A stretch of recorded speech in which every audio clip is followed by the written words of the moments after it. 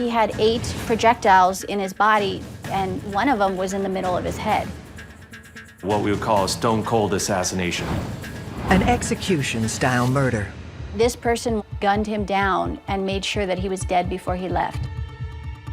In my 20 years in law enforcement, I've never seen such a brutal murder. And nobody called 911 hearing gunshots. A man with many enemies. Some liked him, some didn't. It was a pretty rough breakup. She was very irate and yelling and causing a scene. There were notable run-ins that those two gentlemen had. The truth will be revealed. We have a love triangle, and one of these 3 is dead, and 2 of them are now together. I thought, this might be the person who committed this crime. Every day in North America, dozens of people are murdered. The key to solving the toughest of these homicides lies in the final 24 hours of the victim's life. To crack the case, detectives must reconstruct that critical timeline. The minutes and hours containing evidence that can help unlock the mystery and catch the killer.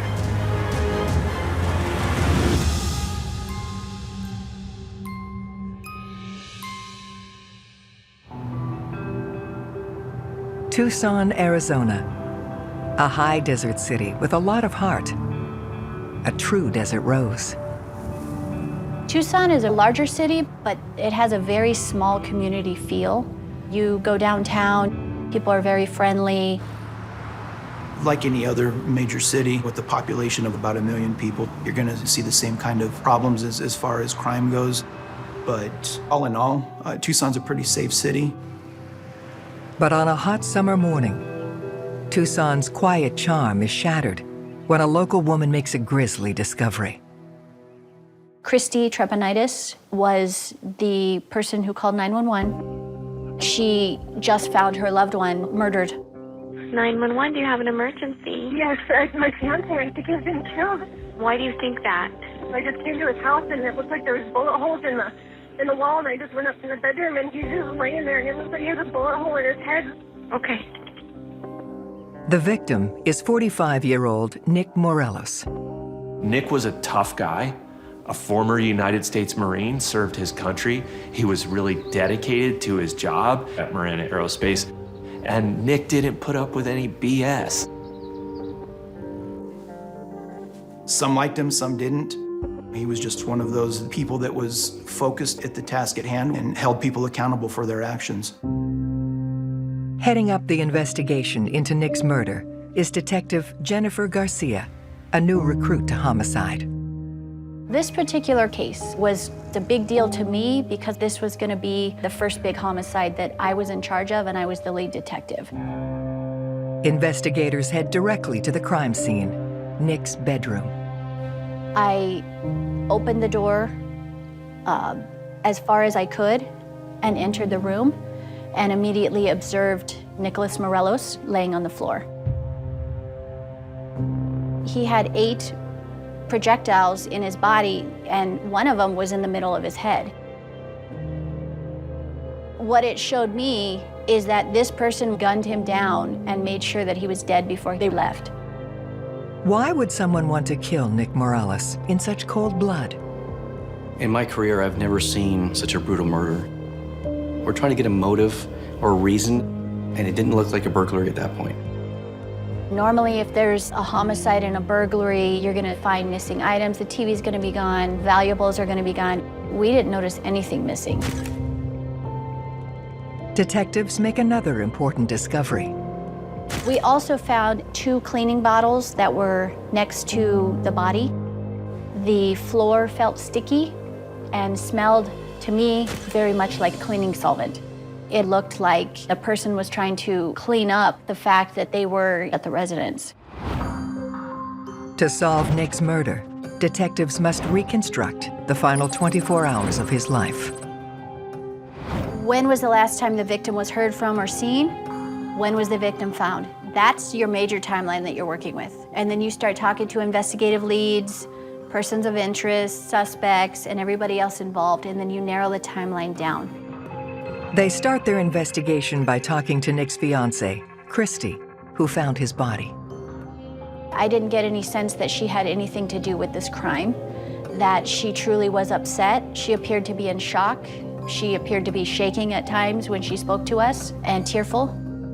Christy had worked at Marine Aerospace, and that's how they became involved. She said he was a loving guy to the people in his life and close with his family. Detectives questioned Christy about Nick's whereabouts on the day leading up to his murder. On the day before he was murdered, it was a Sunday, he went to her residence. They spent the whole day together. He went back to his residence around 5:30 p.m. and they spoke a couple of times that evening, and the last time that she had contact with him was around 8:30 p.m. Christy relayed to us that Nick has to leave for work around 6 a.m. Around that time, he will normally either call her or send her a text message, but on Monday morning, she didn't hear anything. And by about 8:30, she had been calling and text messaging both of his phones, his personal phone and his work cell phone, and she had no answer. So she decided to drive over to Nicholas's residence to check on him. Detectives theorized that Nick was brutally gunned down after texting Christy at 8:30 p.m. and before he was supposed to leave for work the next morning at 6 o'clock a.m. With the evidence we were looking at this point, it appears that an assailant was firing into the house from the backyard. We picked up 11 spent .45 caliber casings at the scene. Each of these spent casings had a distinct mark on the back of the bullet itself. It's called the head stamp. We noticed that it had 5 distinct stars across the top, and then underneath that, it said .45 auto. This ammunition was made by an obscure company called Golden Eagle, which is ammo that's manufactured outside the United States and pretty much not used in this area. When you find rare ammunition at a crime scene, this offers some opportunities, because when someone favors a particular or obscure brand, they're going to have likely bought that brand or make and model of ammunition in the past, and that in itself is a good discriminator that they have some involvement. Detectives start developing a theory as to how the attack went down. So we have bullet holes in multiple walls, which means Nick was moving, Nick was fleeing for his life during this assault on him. Detectives proceed with examining the exterior of the house and make a surprising discovery. When we went outside, you could see a gray, very large pit bull dog in the backyard. The pit bull is Smokey, and he belonged to Nick. If you look at a picture of Smokey, he's a big pit bull, and that's a scary looking dog. Not many people want to tangle with a pit bull, so that's a problem for the killer to have to deal with. Along with the pit bull, they uncover some important clues about the shooter. We thought that they were on the ground shooting into the residence, but their trajectory showed us differently. Following that trajectory out, it was parallel to the ground. There was no way someone was shooting at this house from the backyard of that residence to make these impact points. An A-frame ladder was collapsed and closed, and it was propped up against the patio wall, which we kind of thought was odd. And it looked like somebody had climbed onto the patio roof and shot through the window, standing on the roof. You could see 2 defects into the stucco, so we could tell that somebody was outside shooting into the residence. There was also a couple of panes of glass on the patio roof that had a red substance on it. There was a red substance found on the bottom of the windowsill, and then a red substance found on the stucco area under the window. It was blood. We surmised that when this person entered the room, they received a cut on some part of their body. Thinking someone may have seen the killer as they entered and exited Nick's home, detectives canvassed the neighborhood. We have Nicholas's neighbor saying that around 4 a.m., 4:15, she heard a strange noise. I believe what she is actually hearing is a projectile smashing the glass. The neighbor's statement helps detectives significantly narrow Nick's time of death, but questions remain about the sound she heard. We thought that there might be a silencer or a suppressor that was used in this crime because 11 projectiles were fired from a gun and nobody called 911 hearing gunshots. The use of a silencer really has one purpose, which is to conceal the sound of a gunshot. But even though they're perfectly legal to own and use in the state of Arizona, they're not necessarily easy to fire with. That tells us that this is an experienced shooter who not only acquired the necessary equipment, but has put some rehearsal into firing with a silencer. A silencer explains why the neighbor couldn't distinguish the sound of gunshots. But why wouldn't she hear Smokey barking in the backyard if there was an intruder? The dog was reported to, I think, have slept in Nick's bedroom. So this speaks to routine. And so when folks are interviewed and they don't hear the dog outside, there's a number of theories, I think, that could explain this. One is that a person known to Nick and the dog did this to be able to remove it from inside and take outside. Or another one is somebody with information about either how to manage animals or had information about Smokey in particular could have done it. So now you have somebody going in through the bedroom window, somebody staying and cleaning up, somebody who effectively used a silencer and evaded detection in that way. You could conclude that the killer was more sophisticated, what we would call a stone cold assassination, and probably somebody who knew Nick. Nick Morelis was gunned down in his own home, the victim of a targeted attack. Believing the killer to be someone in Nick's circle, detectives shift their investigation to his workplace, Marine Aerospace. Nick was the director of maintenance, and he's really kind of a success story as far as how he rose up through the ranks of the company. We were looking to see what his involvements were at work, and did he have any issues or problems with any current employees or past employees that may be bad enough to where it gravitated towards something like this happening. We made contact with the human resources director. Nicholas had several negative exit interviews where ex-employees had mentioned his name and had mentioned his managerial skills as one of the reasons why they left the company. That kind of led us to talk to some of the employees there and try to figure out what was going on with Nick at work. One of the first employees detectives speak with is James LePan. Nick had a really important position there at Marine Aerospace. James, not so much. He was somebody who worked on inspections on the airplanes, but certainly had not risen to Nick's level in the organization. Police ask James about his relationship with Nick. In the weeks before Nicholas's murder, James had made a couple of complaints, and there were a couple of issues at work between Nicholas and James. When we asked him about his working relationship with Nick, he stated that it was tumultuous. Nick was always on him at work. He yelled at him. James felt that he was being targeted and possibly picked on by Nick Morelis. There were notable run-ins that those two gentlemen had, and so that's a known factor. James didn't like Nick because of work. And we've seen that as a motive for murder before. Flagging James and Nick's working relationship, Detective Garcia proceeds to question James about where he was the night Nick was murdered. I asked him what his schedule was. Sunday all day, he spent the day with his family. They went to the grocery store, they ate dinner. Him and his wife were working on their marriage because they were having problems with their marriage, so they watched like a Bible counseling session on the computer with one of his relatives. They went to bed around 9 p.m. and got up at around 6 a.m. Him and his wife worked out together, and then she went to work. With a corroborated alibi, James is removed as a suspect.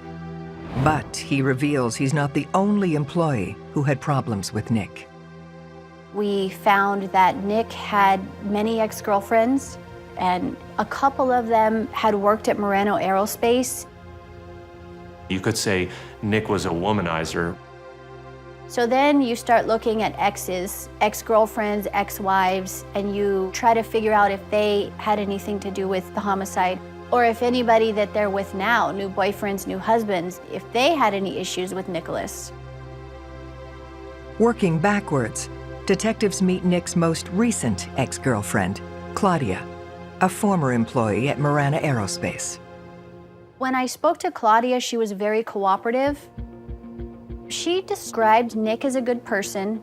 The relationship was very good. The breakup was very amicable. She was a lot younger than him, and I think she wanted to focus on a family, and he was already past that threshold in his life. She provided any information that I asked. I didn't feel like she was hiding anything, and I didn't feel like she had anything to do with this homicide.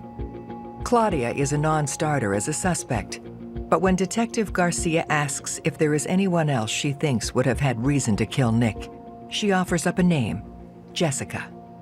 Jessica also works at Marine Aerospace, and she was also Nicholas's ex-girlfriend.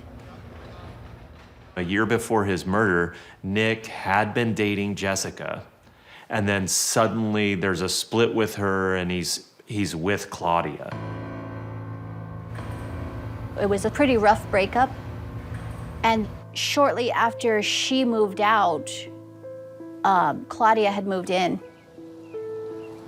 One day, Jessica went to Nick's house when Claudia was inside the residence and was banging on the door, wanting to go in, wanting to talk to Nicholas and Claudia. She was very irate and yelling and causing a scene, and she said, "I know that Claudia's in here." So now we have an ex-girlfriend who was very irate, very hurt about the way the breakup with the victim, Nick, occurred. So that kind of raised a flag in my head.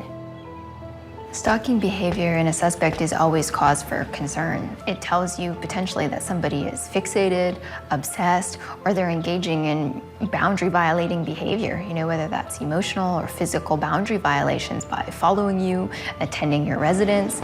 That being said, I think it is interesting from a psychological standpoint that women are just as likely to engage in violence post-breakup as men. So the question for me is, does Jessica have the potential to perhaps be a suspect in this case? And if so, why?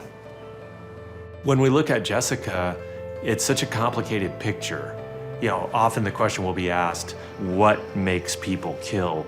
Other than maybe drugs and money, jealousy and rage and control around a relationship with a significant other is something that we see commonly, and it's sad and tragic. But again, that type of rage, that jealous rage, is certainly enough to motivate a killing and does frequently. Detectives have zeroed in on Nick Morelis' jealous ex-girlfriend Jessica as a suspect in his brutal murder. When I heard about this altercation at Nicholas's house, it was probably a pretty important piece of the puzzle in the investigation. So we wanted to speak to Jessica to get a statement from her. Me and Nick, we'd been seeing each other for a while. Me and my kids actually moved in with him. We lived with him for a few months, up until we found out that he had been also seeing another girl, Claudia. He got caught making out with her in the break room. That next day is when he moved me and my kids out of his house. We didn't exactly end on good terms, but...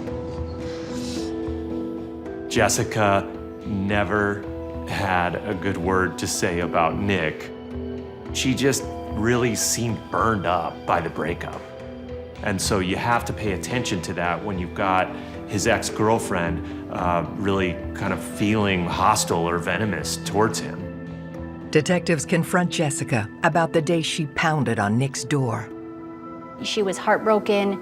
She was very upset that Claudia was in the house with Nick and she had just been kicked out of the house. Jealousy can be a very powerful motive for murder. Even in most studies, it's consistently touted as being one of the top reasons why people kill other people. That being said, for me, envy is a bigger motivator. So envy is like jealousy. You covet what you can't have, but you also want to destroy it. And that, in my mind, makes a potential killer even more dangerous. Jessica has a motive for murder, but did she have the opportunity to kill Nick? What'd you do on Sunday? Me and my daughter went over to my mom's house. I'd say probably about 3. Okay. And then what time did you leave your mom's place? I don't know, it was probably at least 7. Me and Shai went home and started watching a movie and I fell asleep. Okay. I think I had to be at work on 5 on Monday. But usually I get up 2 hours before I have to be at work, so I have time to take a shower and get ready, and then I have to take my dog out. Okay.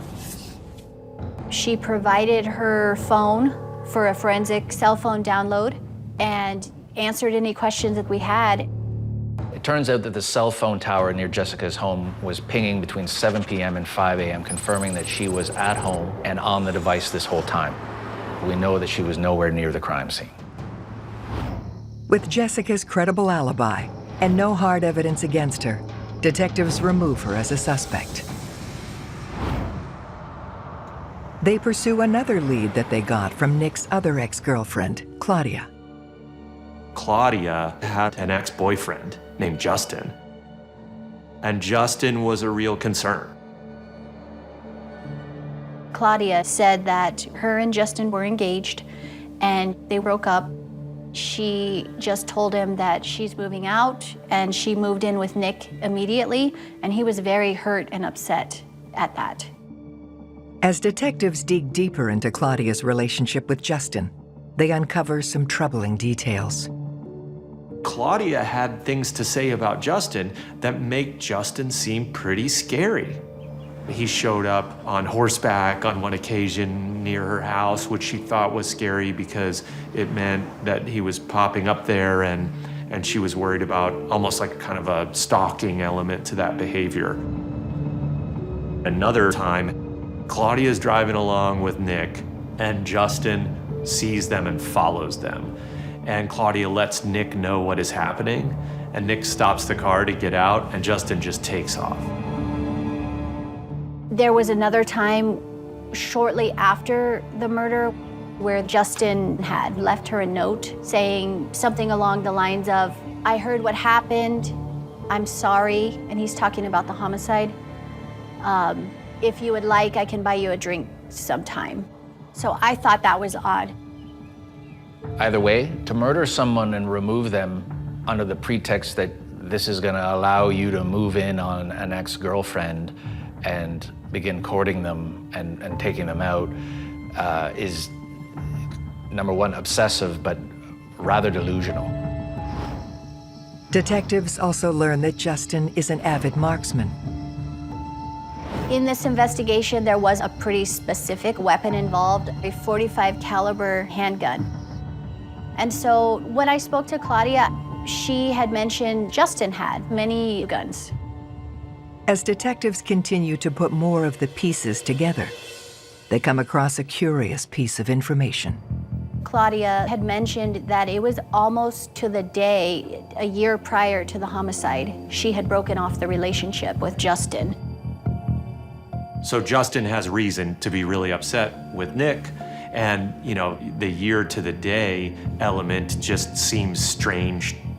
It's like a strange coincidence. We all know that in police work there are no coincidences, especially in murder investigations, especially in murders as seemingly organized as this one. So when they start to rack up in Justin's case, not surprisingly, he becomes the prime suspect. With evidence of a credible motive, Detective Garcia hauls Justin in for questioning. I'd like to talk to you about an investigation involving Claudia. I'm assuming this probably has to do with, I guess, your ex-boyfriend. I'm guessing I just heard about this, but is that what it's about? Who is her ex-boyfriend? I don't know. Okay. People lie to the police all the time. So when you go talk to somebody, you have a 50-50 chance that they're either telling you the truth or they're lying. And you just have to, through your investigative skills, by putting all the pieces together, you have to figure out if this person is being honest with you or not. Detective Garcia pushes Justin on how he's feeling about Claudia and the breakup 1 year later. I was pretty broken up about it for like a long time, like 10 months. And then like, it all just stopped. Like all the bad stopped. It was awesome. I don't, really believe in God or whatever, but I was like, dude, just in case, I like prayed. I was like, thank you. At the time, it didn't seem like it bothered him anymore. And you gotta take that with a grain of salt. Is he really over it, or does he still have issues? I've certainly seen cases where someone's breakup can lead them to take desperate measures. When you're fueled by passion, heartbreak, betrayal, that can make you do irrational things. And if someone is so desperate that they want to get someone back, or they can't stand seeing their ex-lover with someone else, they're not thinking straight, and it can turn deadly. As the interrogation continues, Detective Garcia notices that Justin has a suspicious injury. When I was talking to him and looking at him, I observed some superficial linear scratches up his arm. The reason that that's interesting is because we know that when the first shots are fired, the killer is outside. He quickly moves in through the window, possibly cutting his arm badly in the process. And here we have a corresponding cut on Justin. I thought, this might be the person who committed this crime. Detective Garcia is moving in on a prime suspect in the murder of Nick Morelis, Justin, the jealous ex-fiancé of Nick's ex, Claudia, and he has suspicious wounds on his arms. He said, well, yes, I'm a landscaper. I have cuts and scratches all the time. So I asked him if I could take photographs of him and of his injuries on his arm. He said no. When I asked him if I could take a DNA sample, he would not give a DNA sample. DNA in the timeline of a murder case, depending on where it's located, can show whether they were involved in the murder or not. If it's, for example, found at the scene, that is a direct connection to show the DNA was left at the time of the offense. But when someone doesn't give a DNA sample, it certainly sends off warning bells that perhaps they were involved with the offense and they don't want to be caught in a crime. Without a DNA sample, detectives focus on the timeline. Having already established that Nick was killed between 4 o'clock and 4:15 a.m., they pursue Justin's alibi. That particular Sunday night, Justin's roommate knew that Justin was at the house till about 6:30 when Justin went to the bar. He said that he was there till about 12:30. He then comes home. He went to bed. I believe he got up at about 6 a.m., took some aspirin, and then went back to sleep. Justin's alibi appears to put him far away from the crime scene at the time of the murder, but Detective Garcia wants solid proof. We obtained video surveillance from the bar showing Justin at the bar all the way up until about midnight or 12:30. But then after that, to about the following morning, there was nobody able to corroborate his alibi. She's established a motive and opportunity, but Detective Garcia still needs physical evidence to connect Justin to the murder. We continued to talk to him for maybe half an hour. At the end of the conversation, he finally agreed to give a DNA sample. But when Justin's DNA sample is tested, the results come back negative for a match, and he is eliminated as a suspect. It's very hard because this was my first real investigation assigned to me. So I was pretty overwhelmed at the time, trying to make sure that I dotted all my I's, crossed all my T's, because all eyes were on me at that time. With no prime suspect, detectives return to Nick's workplace to hunt for more clues. They learn that Nick's ex-girlfriend, Jessica, is having an affair with co-worker James, who they had spoken to earlier in the investigation. There was rumors that Jessica was dating James LePan. So we have a series of women that had been in and out of Nick's house, a series of women that had been upset over breakups, and Jessica, being one of the women, now is linked to James LePan, who also had issues at work with Nick and filed the formal complaint. And so I started putting the pieces together, and I thought we might have something a little more here regarding James LePan and Jessica's relationship. We had what appeared to be a love triangle. We have James LePan, Nick Morelis, and Jessica. And one of these three is dead. And two of them are now together. Detectives summoned James to the station to question him about his connection to Jessica. He looked like a little boy that got in trouble and said, I did not tell you the truth. Me and Jessica were in a romantic relationship together, and this had been going on for a couple of months. In the time frame when James meets Jessica, James's wife is away. And James misrepresents to Jessica that his marriage is over and lets out the possibility that he and Jessica will get together and get married. But the fact is, Jessica had filled James' ears with complaints about Nick. So here we know two things. One, James hates Nick because of how he treats him at work. And then two, we have that James believes Nick has treated a woman that he loves inappropriately. So both of those could be motives for murder. While Detective Garcia assesses a possible motive, something unusual catches her eye. There was this huge gouge in his arm, and it was pretty deep as well. And so I asked him, may I take photos of your injuries? And may I take a DNA sample? And he said no to both. The killer got in through a broken window. You have James with a huge gash in his arm, clearly not treated medically. And then when James is asked to provide his DNA and he refuses, there's no question that any investigator is going to be highly suspicious of his involvement and is going to look more deeply into his activities. James claims the injury came from work, but Detective Garcia isn't buying his story. We got with the Human Resources Director and said, hey, we were told that there was an incident that happened on Saturday, and he knew about it. He said, yes, James had fallen on the airplane. So we said, okay, can we see the airplane? So he walks us into the hangar, and he showed us how James fell into the access panel and how he had received scrapes on his legs when he fell, as well as maybe some superficial cuts on his arm. So on the airplane, right by the door, there's plastic panels. When you take those off, there is airplane insulation. James told us that that was all off.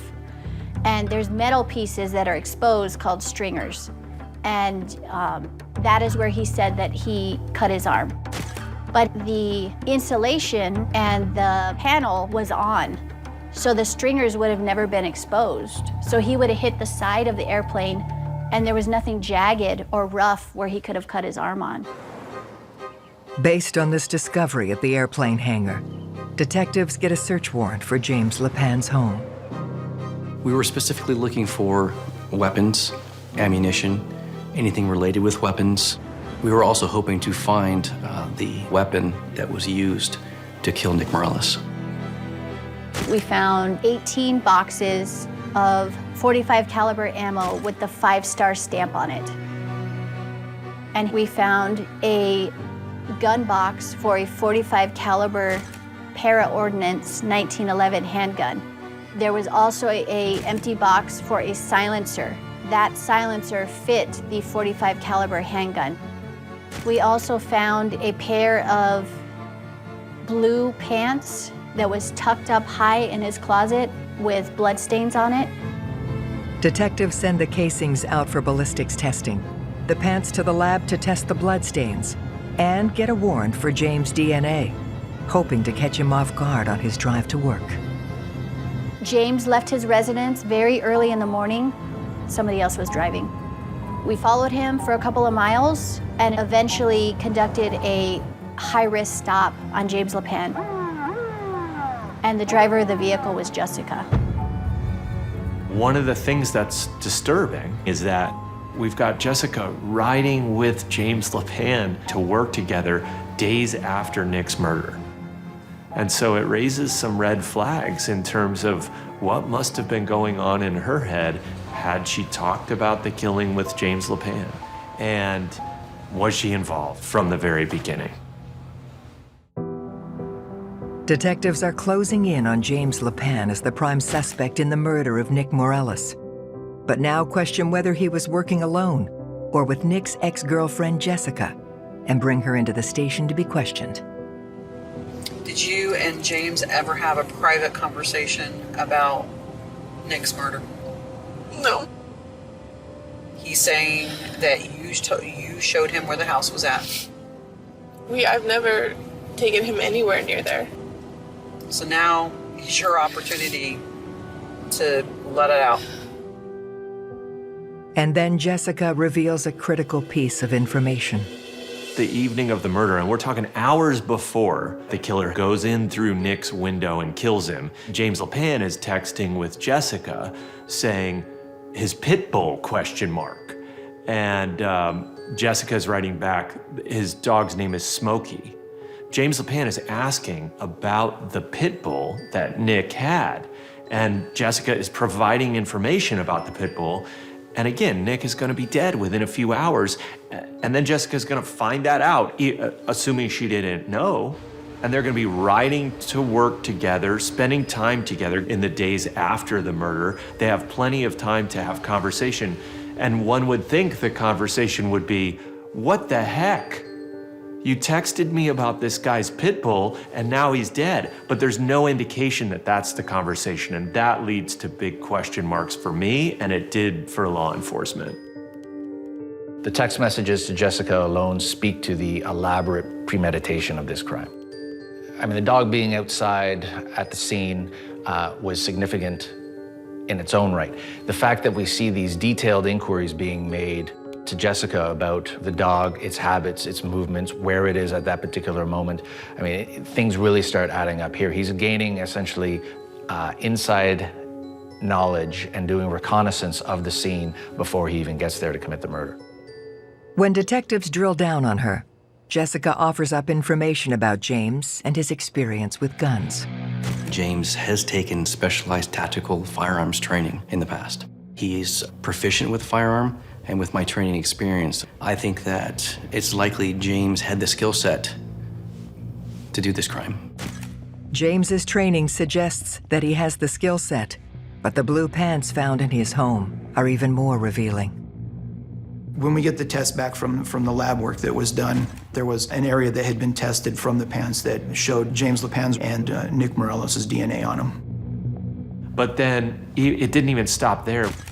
We had James LePan's DNA in the form of blood left in multiple places throughout Nick's bedroom. Also, the casings we found in James LePan's house, when those were tested for ballistics, those casings matched the casings at the crime scene. At this point, all arrows are pointing towards James LePan in this investigation. Despite having hard evidence against him, James LePan has a corroborated alibi. So we had James LePan and his wife giving the same statement. But then, his wife Serena comes forward with a shocking revelation. James forced her to lie about his alibi and threatened her with abuse if she didn't comply. She had finally had enough. The impact of abuse on an abuse victim is so huge in so many different ways. But what we do know, of course, there's a lot of fear. So it's not uncommon for people to lie to cover up for an abusive partner because they're afraid of them and they're afraid of what could happen if they don't. And then sometimes something happens to remind you that this is not something that's normal, this is not okay, and then you are also forced to reconcile that difference. And so, people might come forward with information or take risks that they ordinarily wouldn't because they now realize what the situation is. Serena tells detectives that James had always been jealous of Nick. There was this competition between James and Nick. You get a lot of guys that have that A-type personality, and that was just kind of part and parcel of James and Nick's personalities. Someone like James would be incredibly envious of somebody like Nick. I see James as somebody who possibly collects injustices, collects grievances. If you're an arrogant person and you feel like you deserve more and you're special, you're gonna be affronted when somebody says to you, no, you can't park in that parking spot, or no, you can't do these things. And so at some level, I wonder if this narcissistic wound that he has that keeps festering for him, plus this enviousness of Nick and wants to be more like him, added to this warrior mentality. He sees himself as a pseudo commando, has this military type background. Those things combine for a toxic mix for revenge and violence. Detectives are now able to reconstruct the final 24 hours of Nick's life. After spending his Sunday with Christy, Nick goes home and he's in bed at his own home by 9 p.m. James and Serena were having that counseling session at home and went to bed early, roughly between 9 and 9:30. At 3:30 a.m. on Monday, James sneaks out of the house and we know is at Nick's place, positioned outside the second floor window by 3:50 a.m. Nick wakes up and lets Smokey out at 4 a.m. James knew that habit because LePan had conversations about Smokey the pit bull with Jessica. And then he waits, Smokey's in the backyard, and then he begins firing. And then he goes in through the window. Nick is moving. There's a closely packed pattern of shots and a final shot to his head. James LePan cleaned up and got home before 5:30 or 6, went to bed, and he didn't get up till 6 a.m. James LePan is a monster. He murdered Nicholas Morelos for no other reason than jealousy. He gained nothing out of it. He destroyed the victim's family, the victim's extended family. He destroyed his family. On October 2nd, 2018, James LePan is convicted of the first-degree murder of Nick Morelis. He is sentenced to life without parole. In my 20 years in law enforcement in Pima County, this is the only incident that I can think of where these military, paramilitary type of tactics were used to hunt someone down and kill them.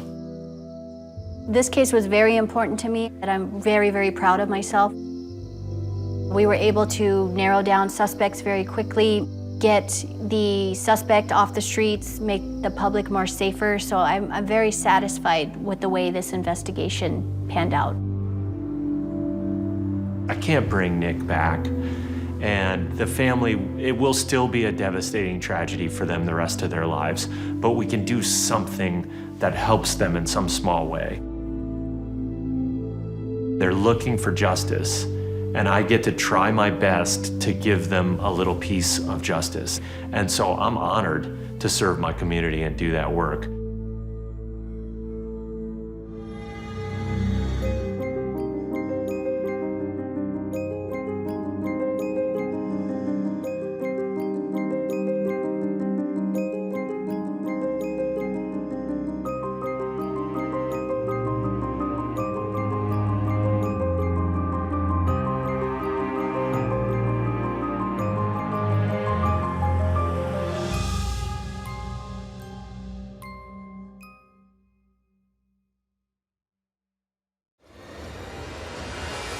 You can clearly see the gunshot wound to the forehead.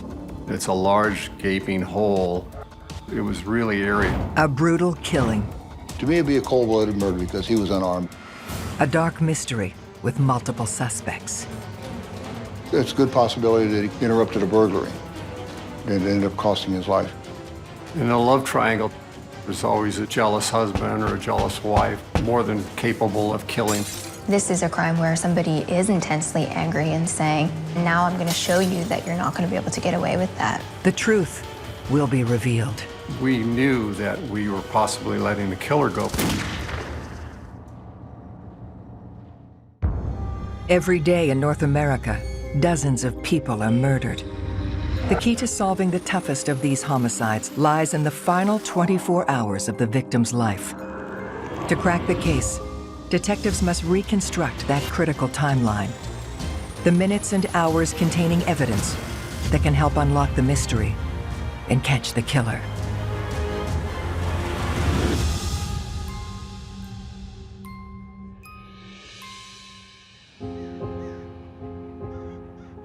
Tucson, Arizona, tucked into the southwest corner of the United States.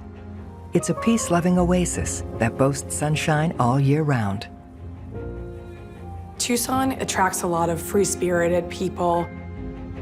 There's a lot of spas, there's yoga retreats, and I think people are drawn to the warm weather there. It's a Sunbelt city, and so Sunbelt cities are subject to more property crimes than anything else. And of course, Tucson's a hub for a lot of drugs coming up from Mexico.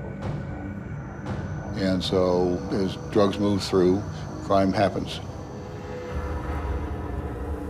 On a warm September morning, the slow pace of the city is violently disturbed.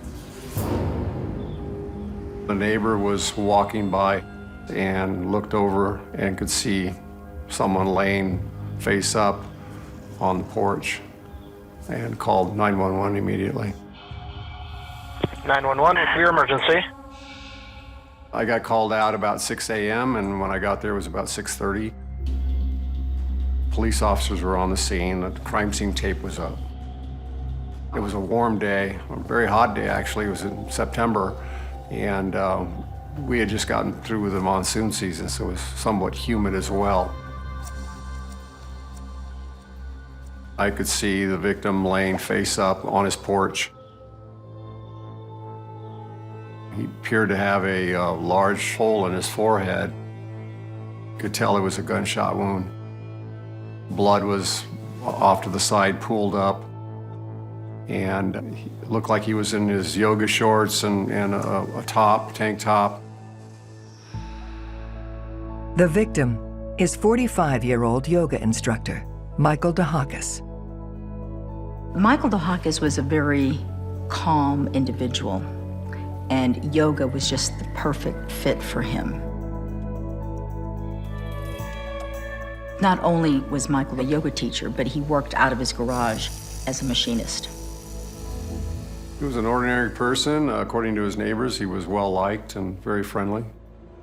Veteran detective Benjamin Jimenez is tasked with leading the investigation into Michael Deakus' murder.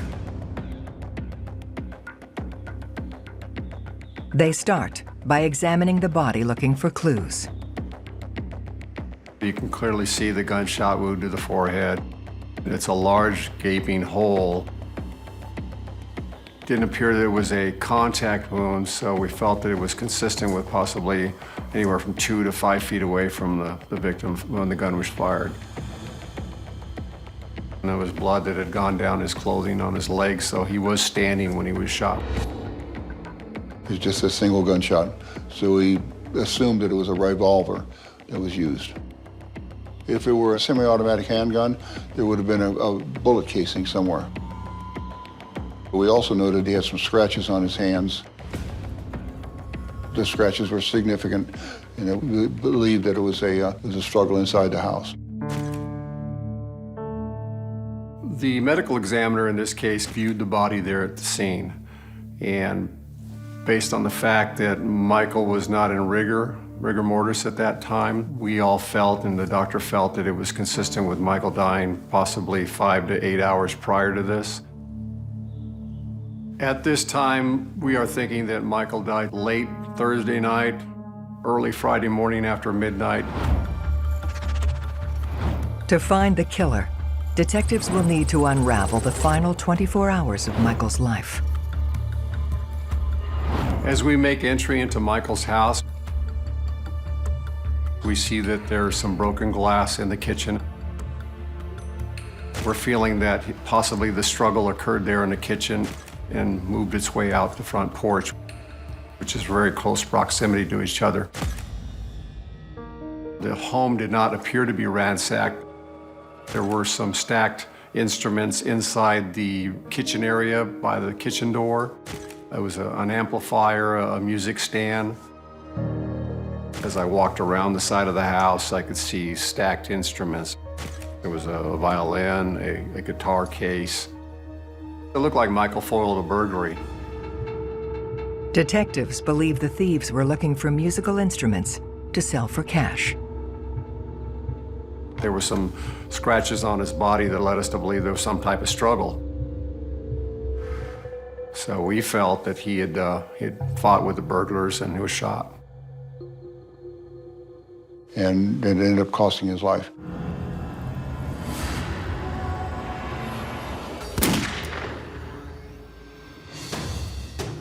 Investigators canvass the neighborhood, hoping to uncover information that will flesh out Michael's timeline. Between 2:30 and 4 p.m. on Thursday, the day before Michael was killed, the neighbor could hear machines going on in the machine shop area and felt that Michael was working on something. This helps us put Michael at home just a few hours before his death. So it helps us establish our timeline as to when he was alive and then dead.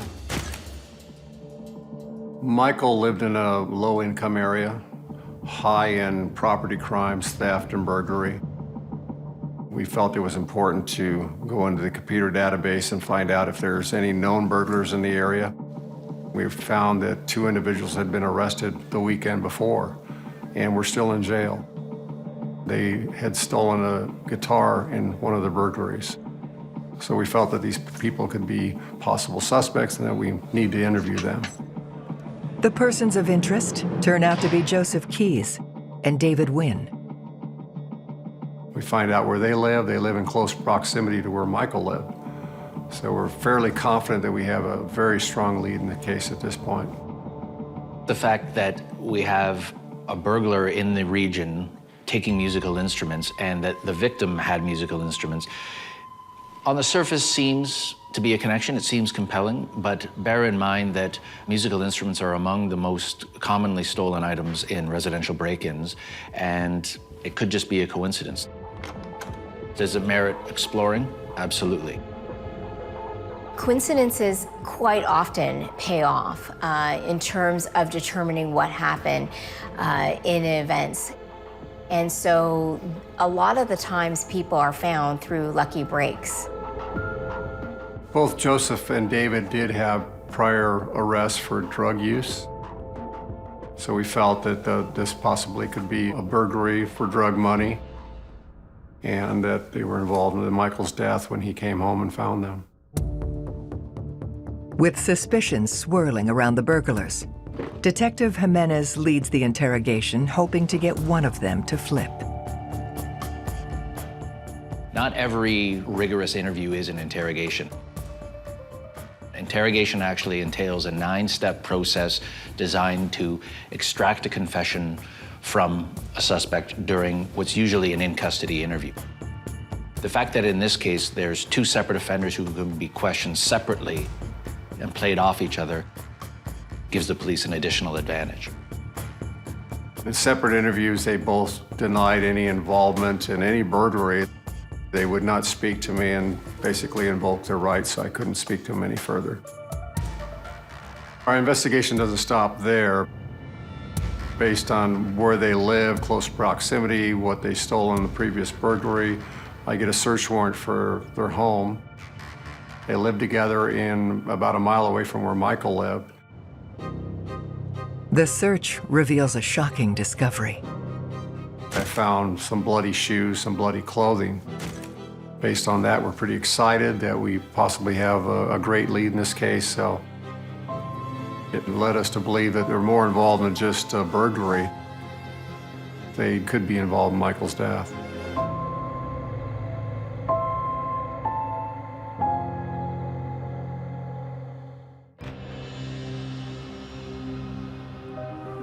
Believing they have found physical evidence tying the thieves to Michael Duhakis' murder, homicide detectives send David Wynn's bloody jeans to forensics. We know that the DNA testing is going to take about a week, but we're very confident at this point that we have the right guys in this case. It's extremely important not to have tunnel vision. Human beings are biased by nature, and so we look for evidence to confirm our suspicions. And so people, when they're investigating crimes, really have to be careful to look for alternative evidence, alternative explanations, and challenge ourselves to do so. Detectives push the investigation forward by checking Michael's cell phone records. They want to find out how this person lives their life, who they're interacting with day to day, and whether there might be someone who could have the motive to want to kill them. The phone was an old cell phone. He didn't have any recent phone calls, but the name Amber was the very first person on the phone list. I called her and left a message that I needed to talk to her about her friendship with Michael. Amber Trudell was 28 years old, and she had moved to Tucson from New York. She was married, and she took private lessons from Michael in her yoga class. Detectives search for Amber, hoping she can offer insight into Michael's final 24 hours. They called her, no answer. They went to her house, no response. They didn't know where to find her. She was in the wind.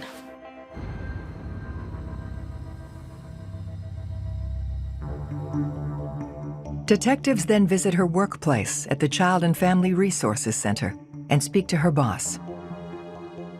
She said Amber is very reliable. She's never missed a day of work. She's a bookkeeper for this business.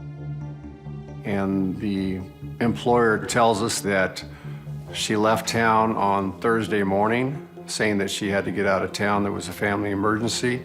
She seemed upset on the phone, and that she would be back on Monday. So Tuesday morning, she's not back yet. Amber's boss then tells detectives something that turns the case on its head. The employer tells us that Michael and Amber were having an affair. The boss knew that Amber was married and that the person she was seeing was now dead. So, possible theory, jealous husband. In a love triangle type situation, there's always a jealous husband or a jealous wife, more than capable of killing. Detectives quickly learn the identity of Amber's husband, Justin Goodwins, a man with a shady history. A criminal history background is done on Justin. We find a domestic violence arrest in the past involving Amber. Domestic violence is very common. You know, it is common for people to get angry and do bodily harm to somebody that they're allegedly involved or in love with. Given this mix of domestic violence, infidelity, anger, and other negative emotions, Justin could have, done something to harm Amber, killed her, or even Michael. It's a very strong possibility that Justin was involved in this case. We haven't heard from Amber, so possibly he's the reason that she's missing now. As investigators consider the theory that Justin may have killed Michael and harmed Amber, they get another surprising tip from Amber's boss. Amber's employer tells us that there's a moving van outside of Amber's home, and she recognizes Justin in the driveway along with another male, and they're loading furniture into the moving van. This is very suspicious in nature. It appeared they're leaving town, so the red flags go up. The fact that Justin was arrested for domestic violence in the past, he could have some type of violent tendencies. We feel Justin could be dangerous to be approached with caution. We call out the SWAT team along with some detectives, and we go out there and confront Justin. Justin has a 9mm semi-automatic handgun on him. 9mm is consistent with the .38 caliber .357 used in the murder. It's very possible that that is the gun that was used to kill Michael. Detectives send the gun to ballistics and bring the suspect, Justin Goodwins, down to the station for questioning. He tells us that he and Amber are separating and that he was just loading his items to get out and leave town. It's good timing that police showed up at Justin's place when they did. He's literally in the midst of packing up and fleeing town. The excuse he provides is, the relationship's gone south and he's just moving on. But this is all the makings of his getting out of Dodge. They ask Justin if he knows about Amber's affair with Michael Deakus. He tells us that she has done this before to him. He talked about a time when she left him and went to visit her boyfriend in Colorado. So this was no news to Justin as far as that Amber was doing this again. He was upset with her, and that's why they were going to get a divorce. When a spouse learns that their partner has been cheating on them, there's infidelity, or they've been unfaithful for a long period of time especially, people can become angry, even enraged. This is a crime where somebody is intensely angry and somebody's saying, you've done something, it's made me angry, and now I'm going to show you that you're not going to be able to get away with that. I told Justin that Michael Deakus had been murdered. And that's when he really, you could see he got physically upset and he was very nervous. Investigators ask Justin when the last time he saw Amber was. He tells us that Amber came home, it was very late. He thinks it was early morning hours on Thursday. She smelled of alcohol. He knew she'd been drinking. She was well dressed and he felt that maybe she was out fooling around on him again. She was upset. She wasn't making sense. He says that he can't get any answers out of her other than the fact that something bad has happened. So he takes her to his parents' house in Tucson, Arizona, and then drops her off and says she needs a break for a few days. He comes back to Tucson and goes back to work because he has to be at work on Friday. At the end of the weekend, he goes back to Sholo to pick her up, sometime Sunday, and brings her back to Tucson, and that's the last he saw of her. And that's where he's being evasive with us, because I feel that he really does know where she's at, but he won't explain. One has to question the fact that Justin places Amber out of town at the time that Michael is murdered. These two things coinciding is fishy, and you have to wonder if that was done by design. They drill down on Justin, demanding answers. We asked him point blank if he was involved in the murder of Michael Deakus, and very no, arms waving type. I had nothing to do with that. I don't know what you're talking about. I was just trying to take care of Amber because I knew she was upset and knew she needed to get out of town. When Justin says Amber's out of town, it could look like an alibi for Amber, but it could also look like Justin's protecting himself and deflecting the police from knowing that Amber's dead. It's all suspicious. It's very confusing. Something's going on between Justin and Amber. How it's related to Michael, I'm getting feelings that it is, but I'm not sure. Just then, the interrogation gets interrupted by a colleague. A police officer who had Justin's property, his wallet, and his cell phone, tells me that Detective Jimenez, his phone has been ringing off the hook with a number. And the officer took it upon himself to trace the number, and the number came back to a local hotel here in Tucson. We were extremely excited about this in the sense that it's possible that we have a great lead in this case. Detectives are rushing over to the hotel because it's vital to them that they understand who has been calling and calling and calling. And when they open the door, they can't believe what they find. It's Amber, the missing wife.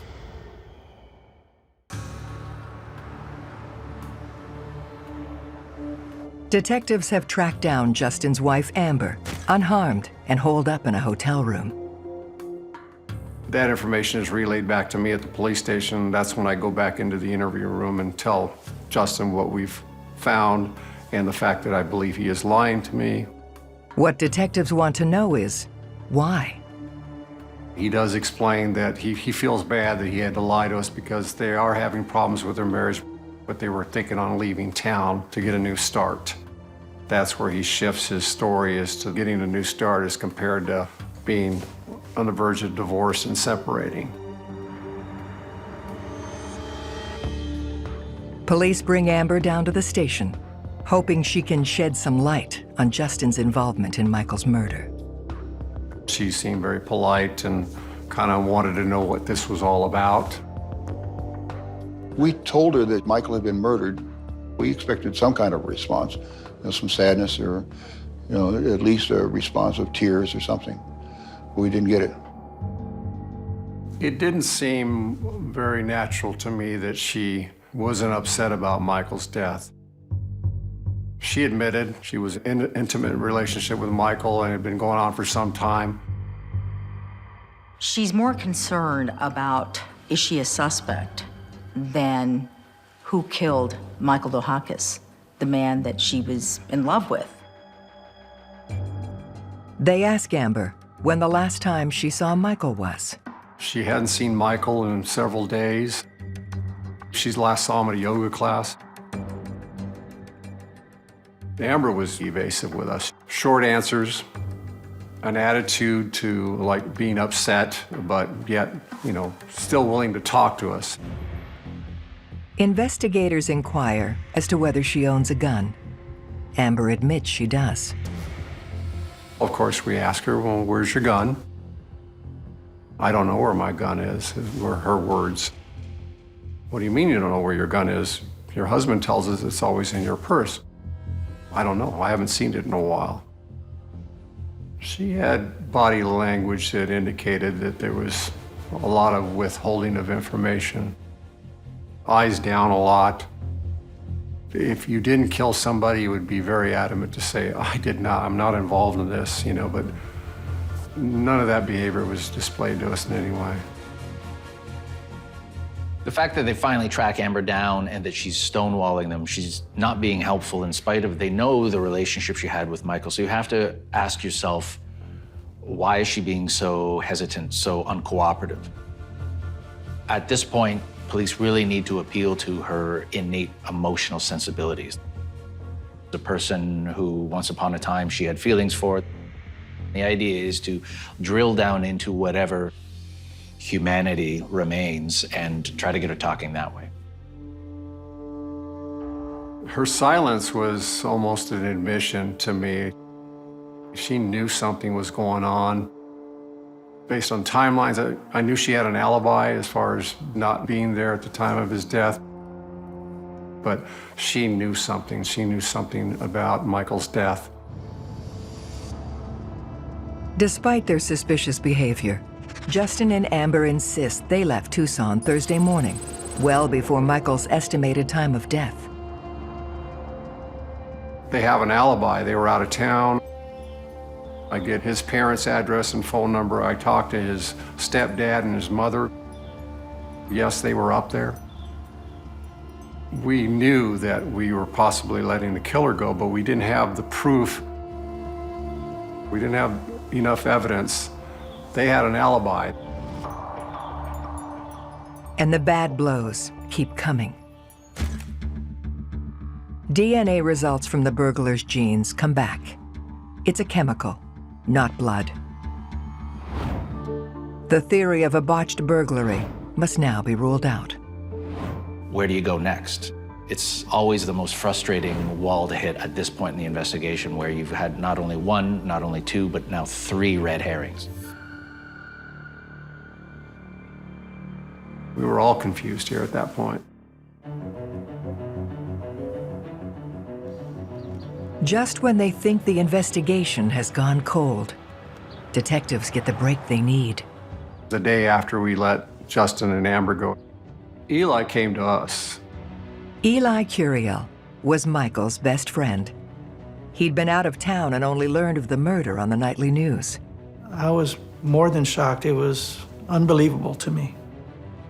Michael had extremely good energy. He was a charismatic person.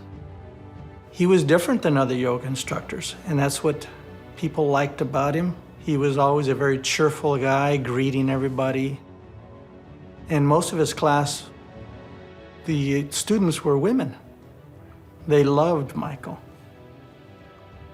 because he was so friendly, and he loved women too, so there was that perfect harmony.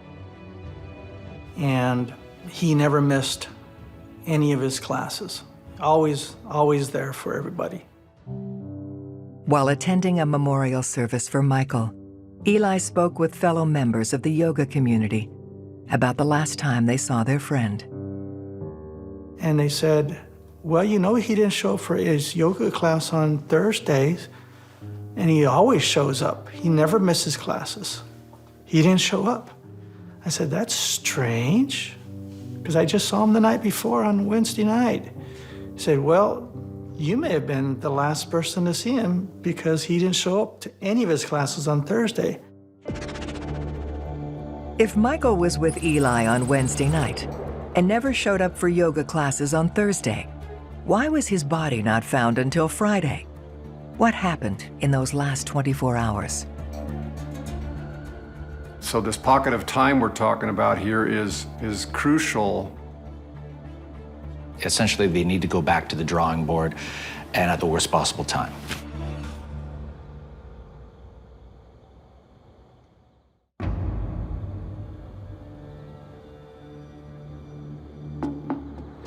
After multiple dead ends, detectives get a promising new lead. A credible account of Michael's last hours. It was customary for the students in this particular Wednesday night class to go to this local bar on 4th Avenue every week. And there was maybe 5 or 6 of us from the class, including Amber, because Michael had invited Amber to come join us at the first bar. So we got there probably a little after 7. Eli explained to us that it was common knowledge that Amber was married. Michael knew of this. She was willing to leave her husband for Michael. But according to Eli, Michael didn't want that type of relationship. He was happy with the way things were. The more I got to know Michael and Amber, I could tell that they weren't what I would call a happy couple. I got the feeling that Michael was interested in the relationship purely from a physical standpoint, whereas I think Amber wanted something a little bit more. Detectives ask Eli to describe their interactions on Wednesday night, the last time he saw Michael. So we had our drinks, and I suggested that we go to another place. No one else wanted to go except Michael and Amber. As Michael walked with us to the door, he said, "See you later. I'll meet you at the bar." Just like that. And Amber just looked shocked, like, "What, you're not gonna walk me to my car, or my truck?" He says, "No, I'll just see you there. I know where it's at." And she kind of was taken aback by that. She was very disappointed. And she is complaining and crying, saying, "Michael doesn't love me. He didn't walk me to my car." So we show up at the next place. We order up our drinks, and everything seems fine. You know, Amber's not crying anymore, and they seem like they're friendly again, and they're chit-chatting, and everything seems just great. Before too long, Amber started in on Michael, arguing with him, asking why he didn't walk her to her car, and so it started getting a little angry there. It was about 10-ish, and I knew that it was going to get ugly because I had seen what happened earlier with me. So I said, "I'm out of here. I'm going to go home. I got to work the next day anyway because this is a Wednesday night." Armed with new information about Amber and Michael's relationship, Detective Jimenez re-examines the timeline of Michael's death. After interviewing Eli, I meet with the medical examiner. I tell the medical examiner the new facts. that the last time Michael was seen alive was late Wednesday night. Amber's leaving town on early Thursday morning, according to Amber and her boss, and according to Justin. So based on that, the medical examiner and I decide and discuss that it's very possible that Michael had gone into rigor mortis and had gone back out. While uncommon, it's not unheard of for a body to go in and out of rigor mortis depending on the processes acting on the body. It can be significantly sped up when the body is in a warmer environment, in water. And in this case, we see when a body is outdoors in the heat. So when you have these fluctuations, it's in and it's out, it's a moving timeline. And it was that point in time when we realized and remembered that there was larva in Michael's eyes at the time we found him. And larva usually comes in after flies have laid their eggs, possibly a day later. It's what's called forensic entomology, which is the study of insects and what insects burrow in and nest and reproduce in a dead body at what time. The fact that that was missed in this case is an initial disappointment. So we're really deciding at this point that our timeline was off. We thought we had a fresh murder victim, and we did not. It was troubling in the sense that, we never were wrong like that. Detectives first thought Michael died late Thursday night, early Friday morning. Armed with this new information, they now believe that Michael was killed between 10:30 p.m. on Wednesday night and 3:30 a.m. on Thursday morning, a full 24 hours earlier. The suspect pool, when your time of death is off by over 24 hours, immediately shifts. And in this case, we see it actually expand significantly because people who had been ruled out because of their alibis are now in play once again. After our timeline shifted to the correct timeline, it was very consistent with Amber and Michael being together Wednesday night, early Thursday morning. And then we find him a day later on Friday.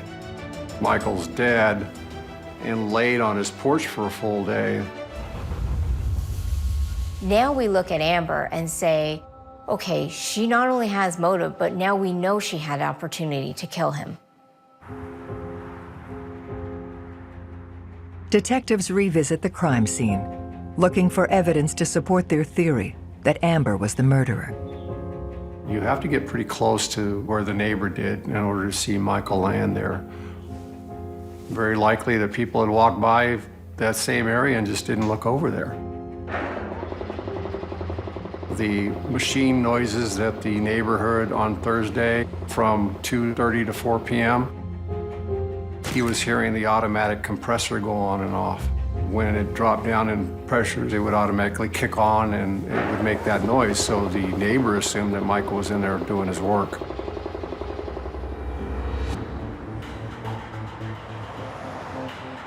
Investigators determined that Michael's body could have easily been hidden from view for an entire day before it was found.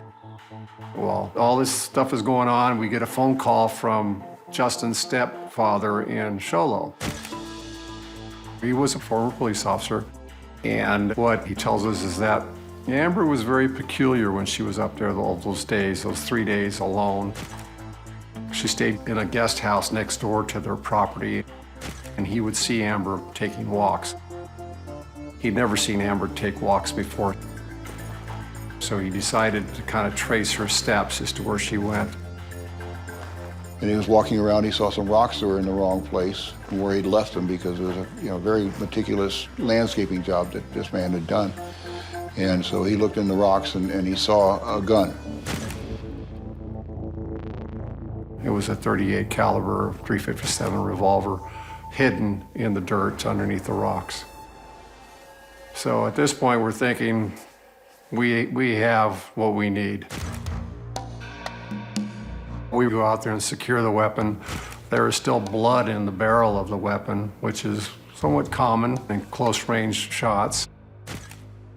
We bring it back down to Tucson and we do immediate ballistics test on it. I was present when the ballistics test was done, along with a medical examiner. The test fire was very consistent and almost identical to the wound in Michael's forehead. It was really eerie. I'd never seen anything like that in my life, and the doctor as well. We were just really surprised by that. So based on the new timeline, I instructed officers to go find Amber. So detectives finally have enough to go on. They're ready to arrest Amber. They know that she's the killer, but they have a major problem. She's gone.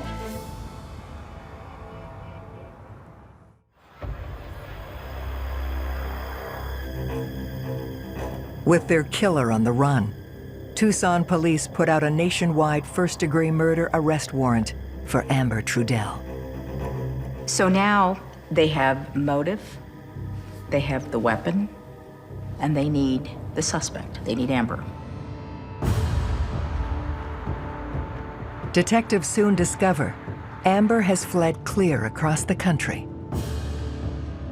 I contacted Amber's brother in Connecticut. Yes, she was there visiting. She traded in her truck for a red Blazer. But Amber isn't in Connecticut anymore. Investigators suspect she's headed for her grandmother's residence in upstate New York, right on the border with Canada. U.S. Marshals move in. That's when they found Amber. She was at her grandmother's house in New York. Well, she almost got away with it. She is packed up. She had thousands of dollars on her. So they felt that she was probably going to flee. Ben and I both were very happy that she'd been caught before she got into Canada. She was extradited to Arizona and brought back to stand trial and to face justice. Detectives now believe they know what happened to Michael Deakus in the final 24 hours of his life. On Wednesday, September 24, 2003, Eli, Amber, and Michael met up at a bar. That's when Amber started, she'd been drinking, and she was somewhat upset, almost crying that Michael didn't want to have the type of relationship that she wanted to. And Eli was telling Amber, well, you're married, and Michael's been married before. He doesn't want that type of relationship. Why don't you just leave things as it is? You guys get along really well, and Amber wanted more. So after they left the first bar, they all drove separate cars to the second bar, which was miles down the road. And it was around 10 o'clock at night when Eli left that bar. Michael and Amber leave the bar at midnight and go back to Michael's house. You have a fight that occurred in the kitchen. Amber throws a drinking glass at Michael. It misses and goes through the window. The drinking glass is found outside. There's a broken plate in the kitchen. It's all consistent with the domestic violence occurring there. There was some struggle. They had scratch marks on Michael's arm. She had a little mouse on her eye. I believe they're out on the front porch. She's about 2 to 3 feet away. She pulls out her gun and shoots him right in the forehead. It would make sense, the type of wound that we had, and he falls right there, and she leaves. She got home early Thursday morning. She was upset and drunk. She tells her husband, Justin, that she's done something terrible and she needs to leave town now. So Justin took her up to his parents' house in Show Low, which is about 4 hours north of Tucson. On Thursday, Michael's body lays on the front stoop of his house for over 24 hours. The neighbor was walking by and looked over and could see someone laying face up on the porch and called 911 immediately. It'd be interesting to have a conversation with Amber to see what her motivation may be. In this scenario, I think that whatever she was looking for, she didn't get. She became enraged and then retaliated. Amber could have gotten away with murder had they not figured out that the initial timeline had been off by a day. Amber is convicted of second-degree murder and sentenced to 13 years in prison. I thought she should have been convicted of first-degree murder. To me, it'd be a cold-blooded murder because he was unarmed at that point. I met and talked to one of Michael's daughters, and they weren't real happy with the 13-year sentence because after 13 years, she's free, and they still don't have their father. While the sentence may not seem just, investigators succeed in putting Michael Deakus' killer behind bars. The timeline was the most important factor in this case once we were able to focus on it correctly. Now that it's all over with, I look back and I don't believe a mistake was made in any way because of what we were dealing with. I know of only a handful of cases worldwide where the time of death has had to be changed to 24 hours, a full day prior to what was initially thought. We felt that Eli broke the case for us because he had the most reliable information as to when the last time Michael was alive. Eli Curiel was probably the star in this case. If I hadn't gone to the service or talked with friends, I wouldn't have known that I had a valuable part of the puzzle to give to the detective so he could solve the case. I met the family and they were very, very appreciative of the fact that, you know, their killer was captured. It brings closure. I think, you know, closure is a little overrated. You know, how could you ever forget that you lost a loved one? I have to make peace knowing that Michael is still okay. He's up there somewhere and smiling down on us and hoping that we'll meet again someday.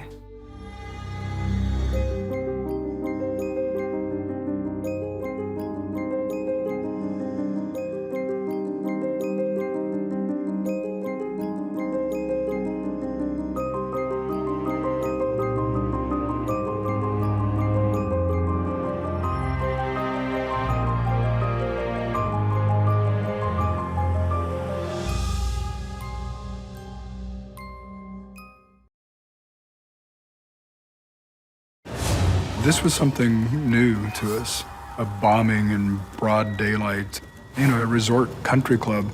It was shocking. A violent explosion. He suffered a traumatic injury from the shrapnel and the shock wave. His death was instantaneous.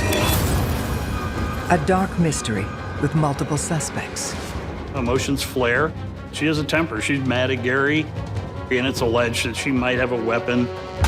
Gary had lots of enemies. There were millions of dollars owed to different people. He said, I'm going to kill Gary Triano because he ripped me off. He may have had dealings with the mob, and he ends up killed in a car bombing. Those two things could go together. The truth will be revealed. This is like the dogs in the chase. It's a trail that we can't not follow. That was the smoking gun to show that they had committed this murder. Every day in North America, dozens of people are murdered. The key to solving the toughest of these homicides lies in the final 24 hours of the victim's life. To crack the case, detectives must reconstruct that critical timeline.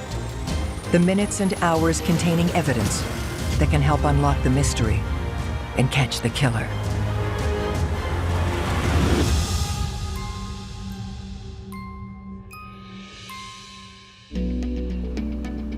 In the Arizona desert lies the city of Tucson, a pleasure seeker's oasis, blessed with beautiful landscapes and year-long sunshine. Tucson does have its upper-class areas that are designed around recreation and relaxation, you know, the country clubs, the plush golf courses.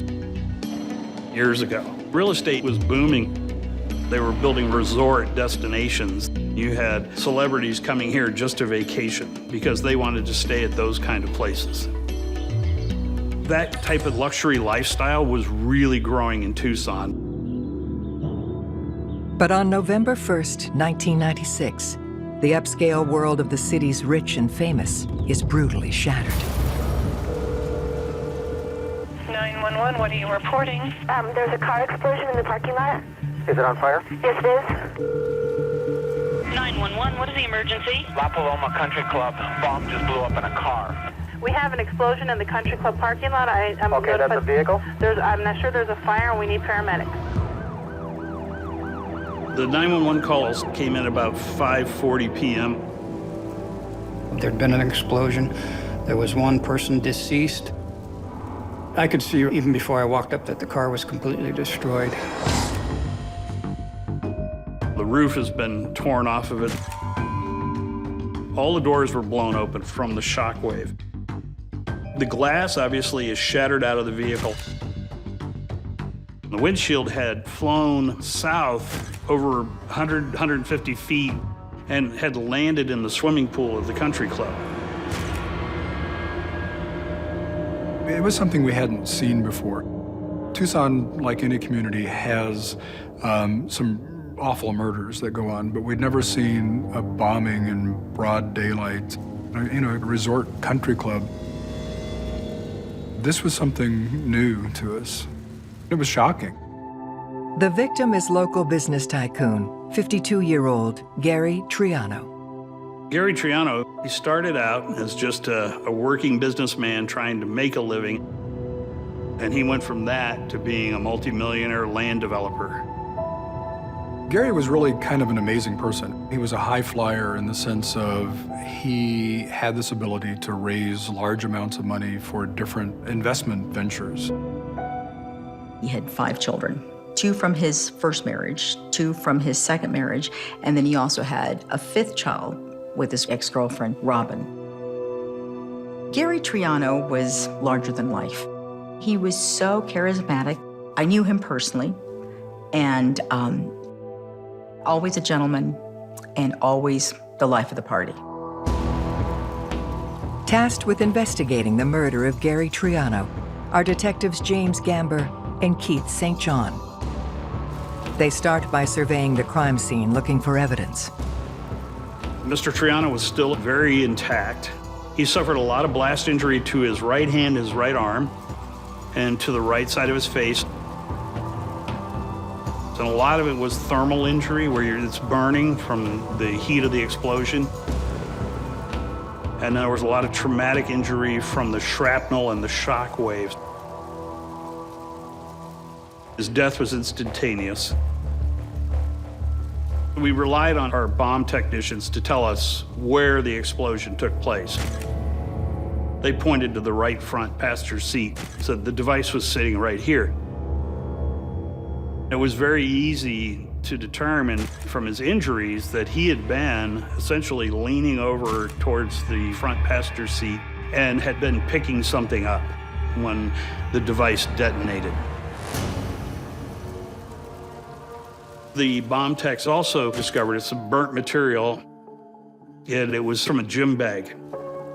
Detectives determined the killer likely put the bomb in the gym bag and then placed it on the front seat of Gary's vehicle. The bomb techs amazed me again because they actually recovered the radio crystal from the remote control device. And they find parts of the servo in the blast scene. So now we know it's a remotely detonated device. We learned that the radio waves had to be line of sight. That gave us the best clue that the killer was in the parking lot when the device went off.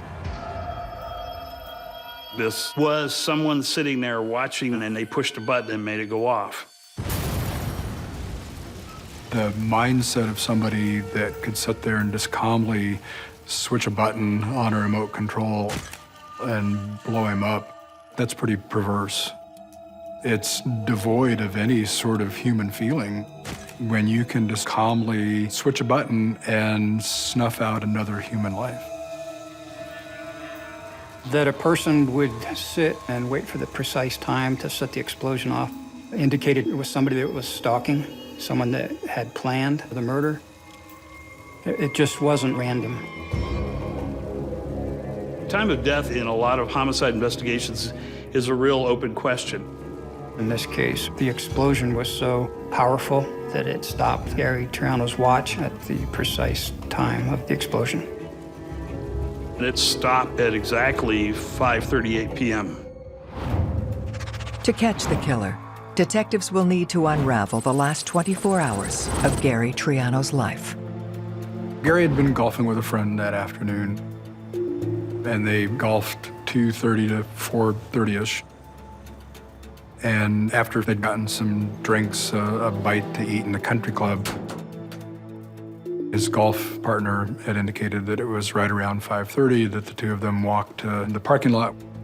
They chatted, and the golf partner then walked away from Gary's car. And it was just shortly after that that the explosion occurred. As investigators interview the employees of the country club, they learn something unsettling. 4:15, someone had called the clubhouse asking about Gary Triano. And the caller's not identified. So this unidentified person says, "Is he playing golf today?" And the pro shop says, "Yes." And, given the fact that a little over an hour later, he's in the parking lot and the car explodes, clearly we wanted to know who was making that phone call. Could have been the killer? Absolutely. That's something we have to look into, but we couldn't trace the phone call back to its source. After all the different interviews, I didn't see that we had any concrete evidence that anybody saw the killer in the parking lot that night. So we knew we were in for hard work. Looking for information that could point them in the direction of the killer, detectives speak with Gary's girlfriend, Donna. Gary's current girlfriend, Donna, was at the scene when I got there and I interviewed her. And obviously she is upset. This is a horrifying incident. Donna and his family members, they want to know what happened, who did this, and I don't have any answers. Donna tells detectives that while Gary was an optimistic man, the downturn in the economy hit him hard.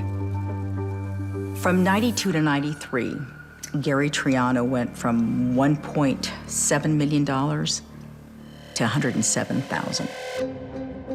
A 93% loss in his income. He wasn't able to meet his financial obligations. I mean, at the country club, he was behind on his dues, but he always had that belief the next deal is going to work.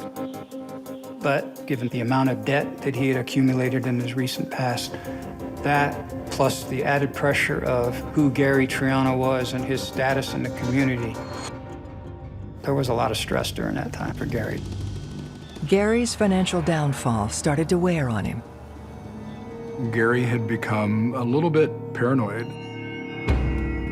He thought he was being followed. And so he became a little wary. It was some tough times there.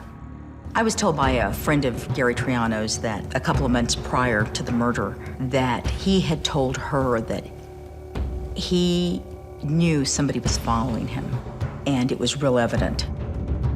And he was scared. He didn't know why. But Donna says she has a good idea who this stalker is. She told law enforcement, hey, you might want to be looking at the former girlfriend because there was some animosity there. Robin is a young lady who was the ex-girlfriend. We learned that she had a baby with Gary. The baby wasn't very old at the time of the murder. Robin reportedly was angry because she had Gary's child. There was no wedding in the future. Donna was able to provide us with a recording of a phone message that was left for Gary. And it has Robin saying, "You're going to pay. Someday you're going to pay." So when a lover is spurned, there's feelings of rejection there. There's heightened emotion. This increases the odds for very conflictual emotions and perhaps aggressive behavior. With suspicion swirling around Gary's ex-girlfriend, Robin, detectives dig deeper and learn that a year before the murder, police responded to a domestic violence call at their home. There's an incident between the two of them where she throws a vase at Gary, and it's alleged that she might have a weapon. In any murder investigation, you obviously look at people that are close to the victim. Who was mad at him? Who was angered by him?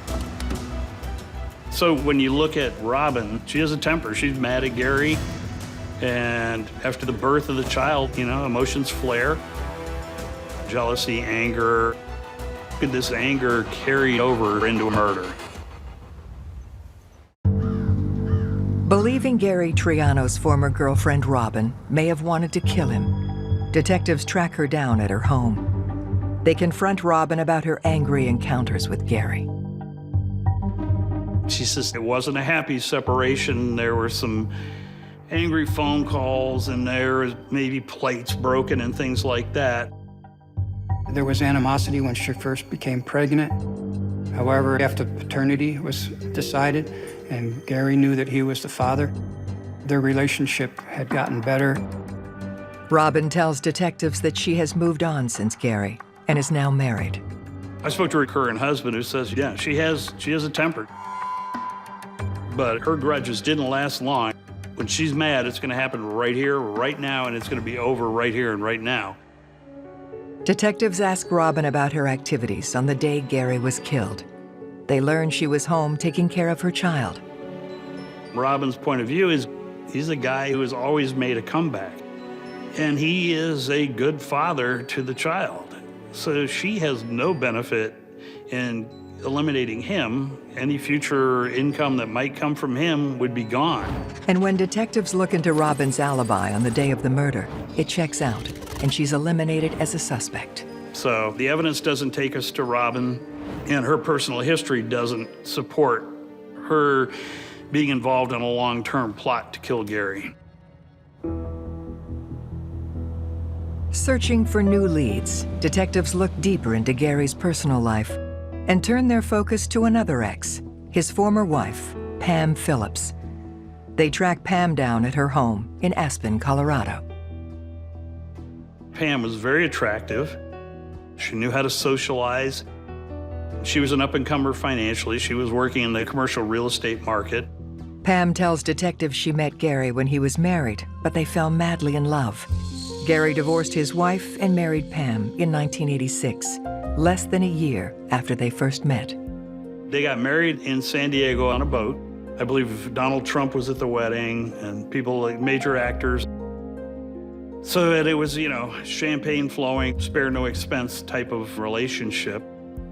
It's been reported that the wedding ring that Pamela got from Gary was valued at $250,000, $250,000. Pam tells detectives they were very happy. They went on to have 2 children together. But 8 years later, when Gary lost their money, he changed. His moods were up and down, and their relationship suffered. In 1994, after Gary Triano lost his money, his marriage collapsed as well. There was a lot of tension there, and it was a very contentious divorce. Pam talked about bringing $2 million of her own money into the relationship when they got married, and she found out that that was gone. There were a lot of fights about custody issues with respect to who was going to get the children, Gary's financial responsibility. So Pam Phillips moves to Aspen and takes the children with her to start her new life. But when you have that kind of acrimonious divorce between Gary and Pam Phillips, it's something that makes you a little concerned about Pam's potential involvement. But, you know, nothing is making sense yet. Detectives ask Pam about her whereabouts on the day Gary was violently killed. Pam told us that she was in Aspen that Friday night. And we talked to people that were with her. So we were comfortable that she was in Aspen at the time of the murder. Having ruled out Pam as a suspect, detectives turned back to the crime scene, looking for new leads. ATF was reconstructing the bomb from the parts gathered out of the parking lot. And there were a couple things that were interesting about the bomb reconstruction. The battery supplies were way more energy than it really needed to detonate the device. That was an indication that perhaps the person was not familiar with making bombs. They were a novice at making bombs. The nature of the bomb itself, 18-inch pipe bomb stuffed with a pound of gunpowder rigged up to this remote control, was not sophisticated, and it was really more indicative of someone that may have learned this from people that were making bombs in the 70s or the 80s, and gave an indication that maybe this was an older individual. Being able to narrow down a suspect's age can be very important in terms of narrowing the haystack that you're looking for that needle in. That automatically helps point police in the right direction. Armed with new information about the killer, detectives take another look at Gary Triano's close friends and associates. Detectives are looking into various financial motives. Gary had lots of business partners, and he had enemies. Former business partners were suing him. I mean, there were millions of dollars, at least alleged, that Gary owed to different people. Could one of them have been responsible for Gary's death? Are any of these people saying, I'm giving up on ever getting my money back, so I'm gonna exact some sort of retribution and kill Gary Triano? Believing real estate mogul Gary Triano could have been murdered by someone he owed money to, detectives shift their focus to his business associates. People talked about a man by the name of Neil McNeese. McNeese hated Gary Triano. McNeese is an actual billionaire who lived here in Tucson. His family had some uranium mines in northern Arizona, and they made a lot of money. Gary had borrowed some money from this guy McNeese. He'd borrowed $80,000, and as collateral, Gary had given McNeese what he claimed to be a $250,000 diamond ring that belonged to the ex-wife, Pam. But according to McNeese, the diamond was fake. It was a cubic zirconium. It was worth, at best, a few $1,000s.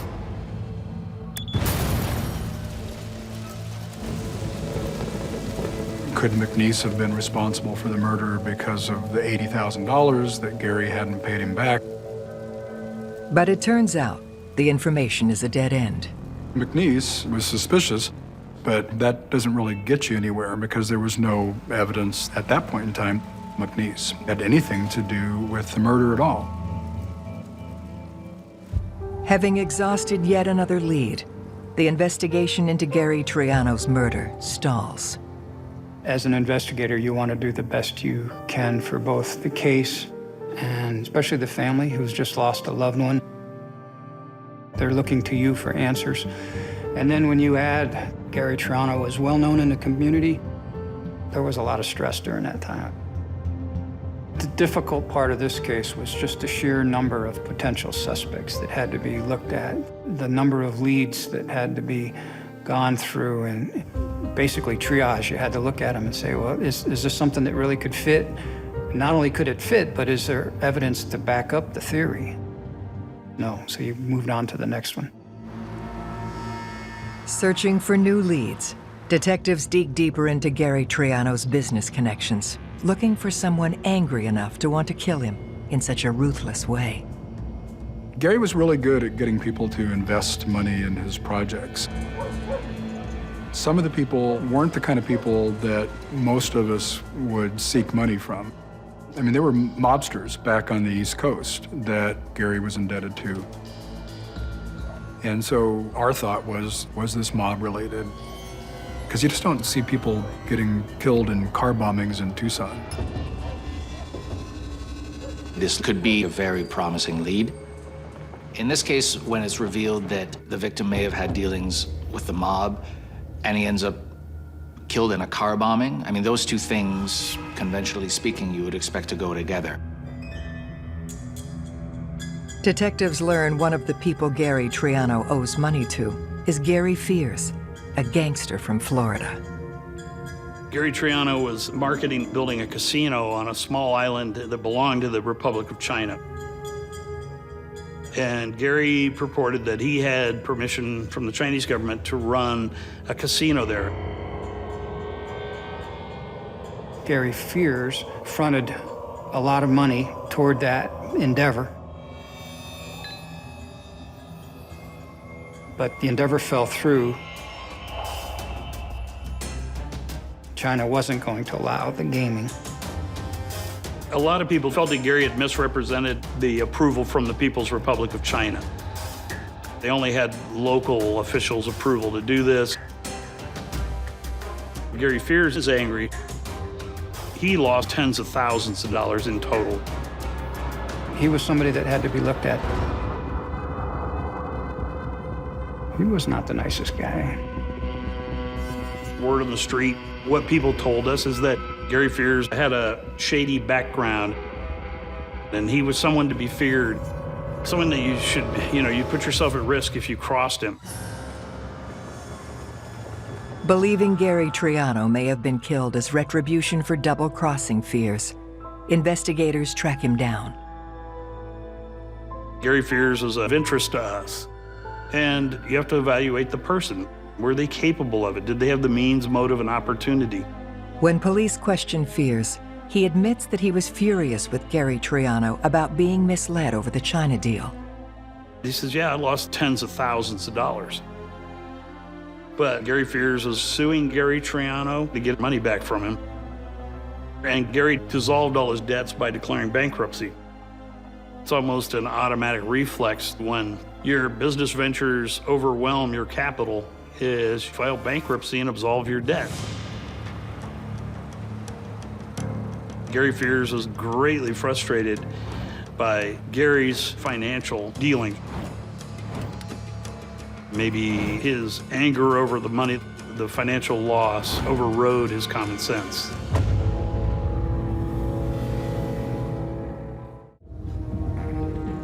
After a business deal gone bad, police believe mobster Gary Fears may have something to do with the brutal killing of Gary Triano. They ask him point blank if he's responsible for Triano's death. He goes, very stone cold and absolute, looked at us and said, I'm not going to kill somebody for several $1,000s. The mob complicates an investigation because it's a tight-knit group that doesn't make mistakes easily. And also they are going to have no problem lying when it comes to police investigations. Doubtful Fears is being honest with them. Detectives ask him to take a polygraph test. Mr. Fears agreed to be polygraphed and was asked, again, point blank in the polygraph, did you kill Gary Triano? Did you cause Gary Triano's death? Mr. Fears passed the polygraph. In addition to the polygraph, Gary Fears provides the alibi that he was at a family wedding and there's, credible witnesses who can place him at the wedding at the time of the murder. We talked to as many people as we could. We found no direct link between Gary Fears and the bombing. 9 years pass, and just when it looks like the case will never be solved, detectives get a surprising new lead from police in Aspen, Colorado. The explosion here in Tucson made national news, and so I received a call from Detective Crowley in Aspen. He talked about his fraud investigation where a person by the name of Ron Young was a suspect. And according to Detective Crowley, he had a connection with Pam Phillips, Gary's ex-wife. Ron Young apparently had scammed several people in Aspen. Pam was one of the victims. Detective Jim Crowley says there's something really odd here. Pam Phillips was alleging that Ron defrauded her for tens of thousands of dollars. And she was very vocal about it within the community. But when we as law enforcement approach her and say, hey, we need to include you in our case, along with these other fraud victims, she just never makes herself available. It's almost as if she's distancing herself from law enforcement. It was interesting. Detective Crowley outlines Ron Young's scam for the investigators. Ron Young would befriend people and profess he was a professional, somebody who knew finances for small businesses. And he would become involved in that business and then take money from the business. He's defrauding people under the guise of, you'll end up with more money in the bank if you let me handle your financial matters. And he convinced people to let him do it. And the whole time he's skimming your money, he's taking it and putting it in his pocket. When Aspen police go to arrest Ron for fraud, they discover he has fled the state. They track down his van in California. Ron is nowhere to be found, but what they find in the van turns the investigation on its head. Jim Crowley looks at Ron Young's van and finds Gary Triano's divorce paperwork. There's a list of people who would know Gary Triano. And there's also a map of Tucson. What they find next raises detectives' suspicions to the next level. We find a receipt for a local hotel that puts Ron Young in a hotel that's essentially halfway between where Gary Triano's living and the La Paloma Country Club, where he was killed. He's there for about 18 days in the month of July 1996. So does that coincide with when Gary felt like he was being followed? We are exploring every possibility. Certainly, we're starting to think, did Ron Young have something to do with Gary Triano's death? Was there some sort of relationship beyond this fraudulent activity between Pam Phillips and Ron Young? Detectives Gamber and St. John take another look at Pam Phillips and find something that raises a red flag. Even though the divorce had been finalized for quite some time, Pam continued to carry a $2 million life insurance policy on Gary's life. And that catches your eye. The life insurance policy pays the money to Gary and Pam's 2 children. Since the children are below the age of 18, the $2 million goes directly to Pam. So in January of 1997, Pam Phillips gets $2.1 million because of Gary's death. But it's what detectives learn next that puts the spotlight directly on Pam. Up till that point in time, Pam had been living in a duplex. Within a few months of getting the money, Pam has moved from that duplex into what I can only describe as a beautiful, beautiful home that she has now purchased with the proceeds from the life insurance policy. That raised some concerns with investigators because the children were the primary beneficiaries, and now this money is being used to buy this really lavish home. So when you follow the money, Pam has a $2 million reason for Gary to die. Believing Pam Phillips and Ron Young may have conspired to kill Gary Triano, investigators pay another visit to Pam in Aspen. When they ask her about Ron Young, there's an audible gulp. Where did that come from kind of reaction from her, which immediately caught our attention. She maintained that she had hired him to help her business. That's all it was. She claimed that although she didn't want to prosecute, that, he had taken some money from her, and she didn't know where he was. People lie to the police all the time, and a lot of times it's good to have those lies because if you can prove a lie, that's even more important than a confession. I felt Pam was definitely minimizing her relationship with Ron Young. Investigators speak to Pam's circle of friends, hoping to uncover the truth about her relationship with Ron. The nanny that worked for Pam in Aspen, he describes a very intimate, ongoing relationship. Ron Young would come over for dinner. There'd be candlelight, there'd be wine, and the two of them would disappear to the upstairs bedroom for the night. So their relationship goes well beyond the scope of what she had described to us. There's a growing concern about what Pam and Ron Young did. Could they have been responsible for Gary's death? Could one of them have been the bomber? We're pretty sure it's not Pam because, she has an alibi. She was in Aspen at the time. But could Pam have hired Ron Young or got him in some way to commit the murder? This is like the dogs in the chase. It's a trail that we can't just not follow. Working the theory that Gary Triano's ex-wife Pam Phillips could be the mastermind behind his brutal murder, detectives focus on finding her missing accomplice, Ron Young. We're thinking if we could get Ron Young, we might be able to fill in a lot of the blanks that are here, because something is really fishy about what's going on. There's an arrest warrant for Ron Young, but no one can find him. This guy is gone. He is off the face of the earth. Detectives turn to a different strategy, hoping to get a lead. We go to America's Most Wanted and say, would you feature this guy? We want to find him. We have the fraud case, and we have the fact that we think he's directly involved in a homicide in Tucson.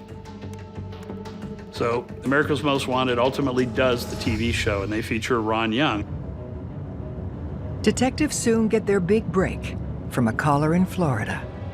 A caller says, I'm Ron Young's chiropractor. I know him as Kelly Young, but that's definitely the same guy. And he says, he has an appointment with me tomorrow. Because of this TV show, we know where Ron Young is, we know where to find him, we know where he's going to be at 10 o'clock the next morning. This is a huge break in the case. The Broward County Sheriff's Department sends their fugitive team out to the chiropractors, and sure enough, right on time at the appointment, here comes Ron Young, and he's taken into custody. Ron Young is arrested on fraud charges, then flown to Arizona to be interrogated by Tucson police. Ron Young is a con man. He's confident, he's relaxed, he's amiable, he'll talk to you about everything and anything, but he won't ever answer a direct question. With Ron in their crosshairs, investigators press him for answers. What's your relationship with Pam Phillips? Do you know Gary Triano? For hours, we sat there and talked to him. He says he knows nothing about Gary's insurance policy. He has never been to Tucson. Just hours and hours of long, roundabout denials. But while Ron Young doesn't give up any information, his belongings do. ATF agents search his hotel room, his apartment, and his storage locker. There's a box of stuff. In that box are about 15 microcassettes. It was a mother lode of information. There were years and years of correspondence between Pam Phillips and Ron Young. And although they don't get specific, that I went out and killed Gary Triano for you, he says things that are more sort of shaded.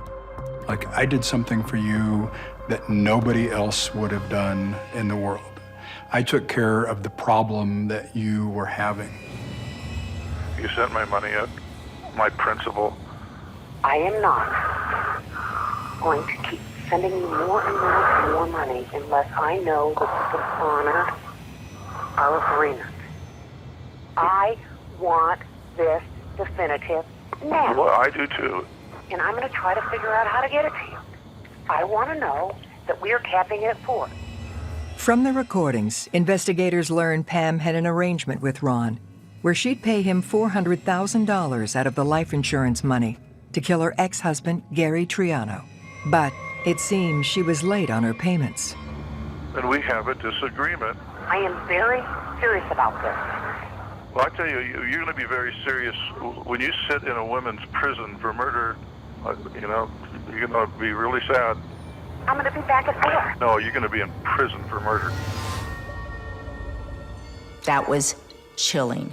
When I heard that, that was absolutely chilling. By keeping audio recordings, it implicates himself, but at the same time, it's a bargaining chip to ensure that if he were to ever go down, he was going to make sure that she went down with him. That was, in fact, the smoking gun to show that the two of them had committed this murder. This is incredible. I mean, this is just this side of a confession. Based on all the evidence, detectives now believe Pam orchestrated Gary Triano's murder. Pam Phillips stood to gain a lot by having Gary dead, $2 million. Pam Phillips was coming down to her last few $1,000s. She didn't have any immediate prospects of marrying another millionaire, and she needed to do something. She had this life insurance policy there, and in Ron Young, she found someone that she could manipulate, and she was using him with this sexual relationship. So she was able to convince him, with the promise of payment, into killing her ex-husband. In this case, is this some kind of an archetype of a black widow who is motivated to maintain relationships for their own monetary gain? I see perhaps Pam as somebody who felt entitled, both in terms of a particular lifestyle, not just finances. And so perhaps she felt that she was owed and deserved more and went after what she thought was rightfully hers. Prosecutors charge Pam Phillips and Ron Young with the murder of Gary Triano. When we go to arrest Pam, we find out approximately a week prior to the warrants being issued, she had left the United States. She's gone. Working with different law enforcement agencies, eventually we find out Pam is in Lugano, Switzerland. We have details down to the apartment that she's staying at. We know what car she's driving, who she's dating, and where she has lunch most every day. We have that locked down. But we went to arrest Pam in Switzerland and she wasn't there. That was a huge disappointment. Eventually, through Interpol, she's ultimately found in a hotel in Austria. We extradite her back to the United States. One of the things we had to do, because the European Union does not have the death penalty, we had to agree that we would not seek the death penalty in her case. Back in the United States, Pam Phillips refuses to cooperate with law enforcement. Pam never gave us a statement. I more expected that Ron Young would give us a statement implicating Pam, and he never said a word. Neither one of them would talk against the other. But we have all this evidence about what might have happened here. Detectives are now able to reconstruct the final 24 hours of Gary Triano's life. November 1st, 1996, Gary went to lunch with a friend. They had their lunch at 1 in the afternoon. Then Gary proceeded over to the La Paloma Country Club. 2:30 to 4:30, he's out golfing with a friend. During that period of time, when he went to the golf course that afternoon, Ron Young was stalking him. Ron Young had the bomb that would end his life. At 3:30, while Gary's on the golf course, Ron Young walks up to his car. He has the bag that conceals the bomb. Then Ron Young places it on the front passenger seat of Gary's car and walks away. At the end of golfing, around 5:30, Gary pays his bill and he walks out into the parking lot. Then at 5:38, Ron Young flips a switch on the remote control.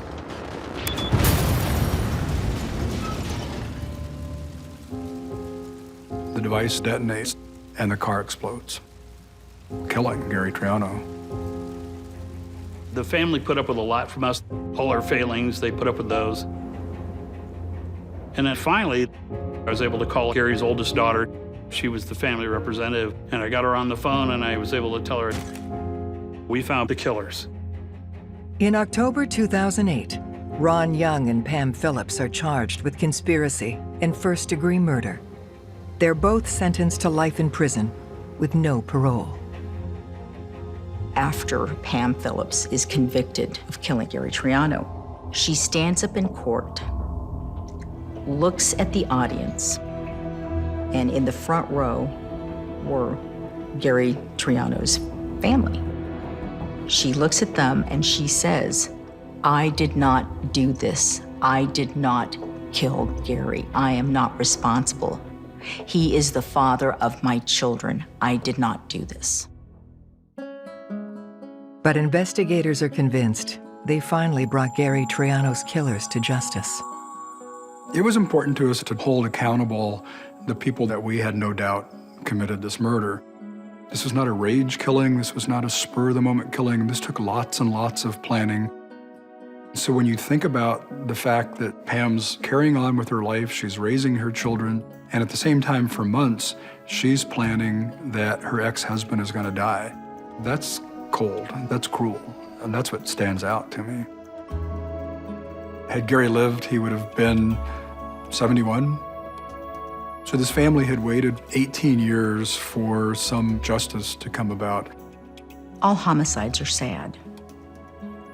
But in this case, I knew the victim, and I knew the persons involved, and how the Triano family was devastated. I don't think there's ever closure. So while they may have closure with the persons responsible are now in prison and will never hurt anybody again, it still doesn't bring Gary back.